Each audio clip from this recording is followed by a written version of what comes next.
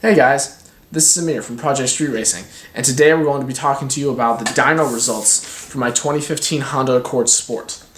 We did a few runs of it stock and a few runs of it after we installed the throttle body spacer to kind of get an idea of how much that piece actually helps.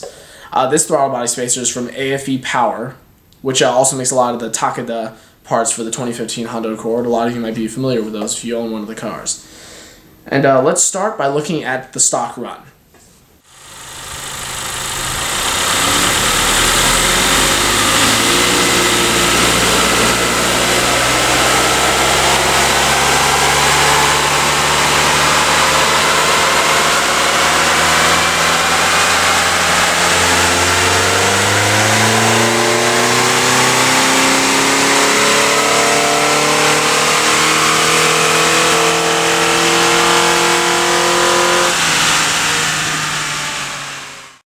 So as you guys just saw, that was the first run we took that day, and it was purely stock run at wide open throttle to get an idea of max stock horsepower and torque. After that, we did another run to get an idea of what the mid-range was, and that max horsepower was obviously less because we didn't go all the way up to red line on that one. We wanted to get an idea of how the throttle body spacer helped out mid-range as well and at cruising levels to, get other numbers besides the wide open throttle. And the results for stock power, the best stock horsepower we got at wide open throttle was 160 horsepower. Now mind you, again, these numbers are all the wheels. Honda claims that the Honda Accord Sport produces 189 horsepower to the engine. To the wheels, only 160 of them are getting there. And best stock torque number we got was 157 pound-feet of torque stock.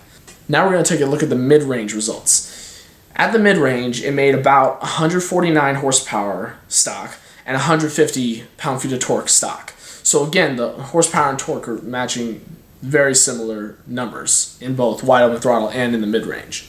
Now let's take a look at what happened after we installed the throttle body spacer. It took about 35 minutes to install. That's only because we got confused and accidentally turned it the wrong way, but it's labeled pretty well. It tells you how it should do it, and it comes with instructions, so hopefully you have a better time than we did.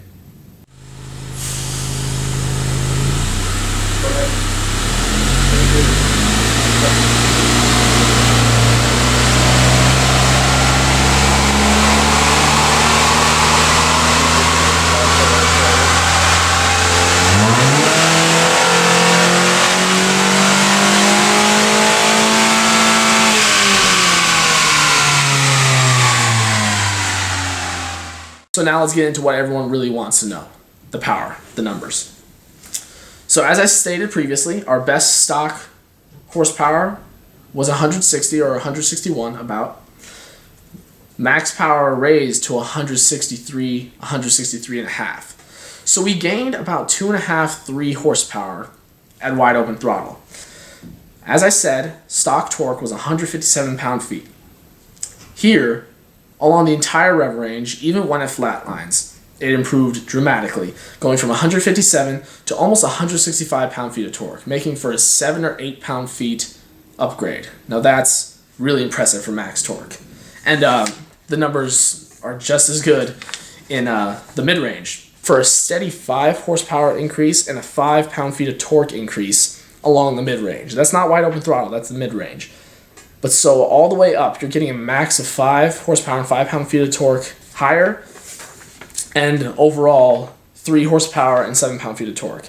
And now I must say I was very impressed with this product. I wasn't expecting more than 2 or 3 horsepower and pound-feet of torque all the way up through the range, but it helped out a lot more than I thought. And coupled with a cold air intake or a more free-flowing exhaust, this part will definitely be a great add-on to any project. So if you guys are interested in seeing more, head on down to the description where you'll find our Instagram and Twitter page links.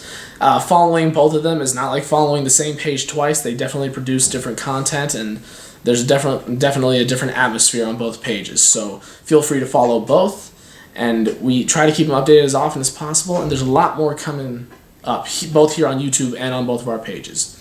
So I hope you'll stay tuned. This has been Samir from Project Street Racing, and I hope you guys have a nice day.